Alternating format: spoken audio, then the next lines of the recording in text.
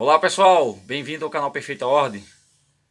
Aqui nós estudamos as Sagradas Escrituras. Meu nome é Gutenberg Moraes. Você assiste também esses vídeos pelo @bergzoizap no Instagram e Facebook. Agora nós vamos estudar a carta, ou livro de Yehudá, a quem os pagãos chamam de Judas. Judas está paganizado, está romanizado. O nome do cara era Yehudá porque ele era hebreu, judeu. Então, é uma cartinha pequena, são só lembretes e advertências para toda a comunidade, tanto de judeus, hebreus, as 10 tribos e os Goim, que chamam de gentios. Ele começa assim: Yehudá, servo de Yeshua HaMashiach e irmão de Yaakov.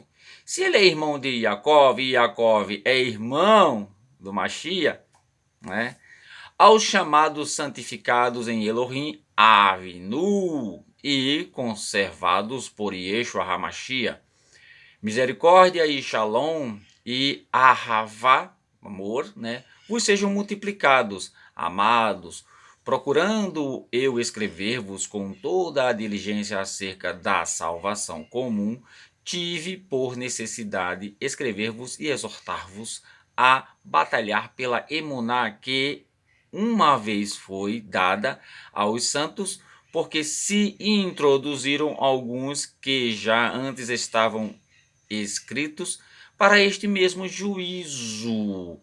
Aí entra o tal do calvinismo, entra toda aquela tese cristã que diz que o Eterno elege primeiro. Mas assim, quando ele diz que eles já estavam escritos para esse juízo, é porque o Eterno já conhece o futuro de cada pessoa. Então, por isso, o que ele quer dizer aqui ele quer ressaltar, a onipresença do Eterno, onipotência e onisciência, e não o juízo de taxar quem se salva e quem não. Homens ímpios que convertem em dissolução a graça de Elohim, bem parecido agora com as palavras de Paulo lá que escreve a Timóteo, negam a Elohim, o único soberano, e também o nosso Adonai, Yeshua HaMashiach. Mas quero lembrar-vos, como a quem já uma vez soube isto, que havendo Hashem, o Ido Revavirê, salvo um povo tirando-o da terra do Egito, do Mitzrayim, destruiu depois os que não creram. Ele agora vai advertir, cuidado, porque aí entra também a questão do calvinismo de novo, da predestinação, uma vez salvo, salvo para sempre. E não é assim, não é assim. E Yehudá diz que não é assim.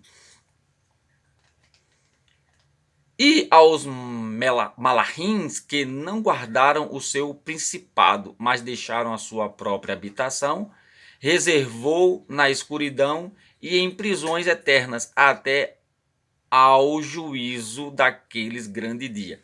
Ou seja, os malachins que não guardaram seu principado seriam aqueles que o Eterno permitiu, porque Malachim não tem vontade própria, ele não pode se rebelar. O Eterno permitiu que ele habitasse com os homens, e aí, para isso, ele deu livre-arbítrio para esses Malachins. Olha, vocês vão ensinar isso. Isso foi antes do dilúvio, porque a tecnologia antes do dilúvio era bem mais aperfeiçoada do que hoje. Hoje, os répteis estão tomando conta aí, de tudo que seria nosso. Então, esses poderiam ser esses, que coabitaram com as mulheres, e aí, quando eles morreram, foram guardados, nesse lugar. Isso aqui é tradição oral, que só Yehudá, sabia, e ele conta assim, por pitadas. Mas ninguém pode deixar de considerar que a mamãe romana pincelou tudo aqui, adulterou tudo e deixou tudo meio confuso, Mas deixaram sua própria habitação, reservou na escuridão e em prisões eternas, até ao juízo daquele grande dia. Ou seja, e Apocalipse fala disso, que todos serão jogados no lago de fogo. Isso não quer dizer que eles são inimigos do Eterno. Se eles fossem inimigos do Eterno, eles estavam combatendo contra o Eterno. Mas isso não existe. Assim como Sidom e Amorá, né, e as cidades circunvizinhas que, havendo-se entregue à fornicação como aqueles e ido após outra carne, foram postas, por exemplo, sofrendo a pena do fogo eterno. Veja, né? Eles deram a prostituição como aqueles. Aqueles quem? Os malahins, né? Os malahins. E outra, por conta dessa prostituição, a prostituição não foi o motivo principal pelo Eterno ter destruído Sodoma e Gomorra, né? Mas sim a falta de tzedakah. Por conta, né, dessa cultura promíscua que eles adotaram, eles começaram a não dar mais valor à vida humana e não fazer recebe, né? Não fazer bondade e nem justiça. Tanto que eles chegam para Ló e dizem: você quer ser juiz entre a gente? O que é isso? Só porque Ló era rico, né?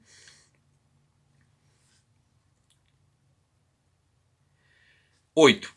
E, contudo, também estes, semelhantemente adormecidos, contaminam a sua carne, e rejeitam a dominação e vituperam as dignidades, né? Mas o Arquimalachim Micael, né? Micael, quando contendia com o acusador, não é Satanás, nem Deus, não é, com o acusador, ou seja,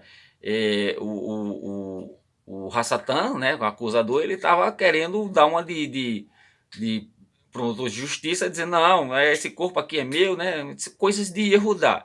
E disputava a respeito do corpo de Moshe, não ousou pronunciar juízo de maldição contra ele. Por quê? Porque eles têm a mesma, né, digamos assim, patente, né? Tanto o acusador, o Hassatan, né, como o Micael, né, eles tinham a mesma patente, então ele não podia, né, só o Eterno mesmo que podia. Né. Mas disse: ó Hashem Adonai o Revavirê, te repreenda. Estes, porém, dizem mal do que não sabem e naquilo que naturalmente... Aí ele já entra em outro texto, parece que foi cortado um pedaço aqui, né? Porque a mudança é muito brusca. Não sabem e naquilo que naturalmente conhecem, como animais irracionais, se corrompem. Ou seja, são os cães gulosos de hoje, né? As religiões de hoje não entendem nada e naquilo que eles acham que entendem se corrompem. Por quê? Porque eles são tão apegados à riqueza, à luxúria, que já não sabe mais o que é o certo e o errado. Não tem mais consciência disso, foram reprogramados.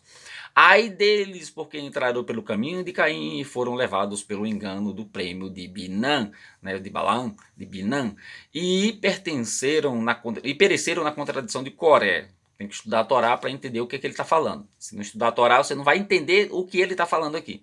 Vai estudar a Torá. Estes são manchas em vossas festas de Arravá, de caridade, né? Banqueteando-se convosco e apacentando-se a si mesmo, sem temor, são nuvens sem água. Ele está falando aqui dos crentes gulosos, desse pastor que vive às tuas custas, levados pelo vento de uma para outra parte, são como árvores manchas infrutíferas, duas vezes mortas. Está falando da mamãe romana, né? De todo aqueles pederastas que vivem lá dentro, né? Que bebem suco de tomate. Você não sabe o que eu estou falando, só lamento. Desarraigadas, duas vezes mortas, desarraigadas. 13. Ondas impetuosas do mar que escumam as suas mesmas abominações, estrelas errantes para as quais está eternamente reservada a negrura das trevas.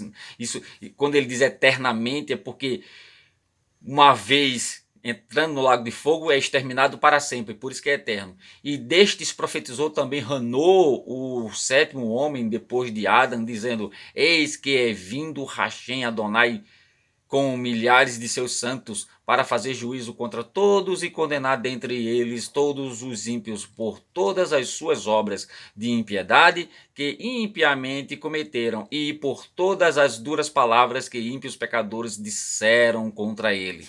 Estes são murmuradores, queixosos da sua sorte, andando segundo as suas concupiscências e cuja boca diz coisas muito arrogantes. admirando as pessoas por causa do interesse, que a gente vê mais nos currais evangélicos, né? Isso aí, né? O cara chega de carro, vem cá, senta aqui na frente. É uma nojeira, é uma hipocrisia desgraçada. Yeshua vomitava esse tipo de gente. Mas vós, amados, lembrai-vos das palavras do que vos foram preditas pelo emissário de nosso Adonai, Yeshua HaMashiach. Emissário, ou seja, Yeshua, profeta, emissário e filho, tá? Mas nunca adorado. Os quais vos diziam que nos últimos tempos haveriam escarnecedores que andariam segundo as suas ímpias concupiscências. Quando você digamos assim, reverencia Yeshua, você adora o Pai, porque ele fez a vontade do Pai, porque ele era a Torá. Eu não estou denigrindo aqui a imagem de Yeshua HaMashiach. Jesus Cristo é um ídolo romano que nem vale a pena tocar no assunto. Estes são os que causam divisões sensuais, que não têm o ruá, ou seja, o mover do eterno sopro, a vida, mas vós, amados, edificando-vos a vós mesmos sobre a vossa santíssima emuná, orando no Ruach HaKadosh, né? Conservai-vos no Ruach HaKadosh, né? no mover do santo. Conservai-vos a vós mesmos no Ahavá de Elohim, no amor de Elohim, esperando a misericórdia de nosso Adonai Yeshua HaMashiach para a vida eterna. E apiedai-vos de alguns usando de discernimento. Veja que ele falou de Sidom e Amorá, e agora ele fala de ter piedade pelas pessoas. Entende? Porque ele coloca esses assuntos, entrelaça esses assuntos. E salvai alguns com temor, arrebatando-o do fogo, odiando até a túnica manchada da carne. Ora, aquele que é poderoso para vos guardar de tropeçar e a apresentar-vos irrepreensíveis com alegria perante a sua glória, ao único Elohim sábio Salvador nosso seja glória e majestade, domínio e poder, agora e para todo sempre. Amém. Essas são as palavras de Yehudá, né, para alertar o povo desde 100 anos depois de Yeshua HaMashiach, da morte de Yeshua HaMashiach, até hoje. Quem tem ouvidos, ouça o que o ruado eterno diz a Kahal de Yeshua HaMashiach. Shalom a todos e até o próximo vídeo, se assim o eterno permitir. Eu acho que vamos estudar Filemão, cartinha pequenininha também.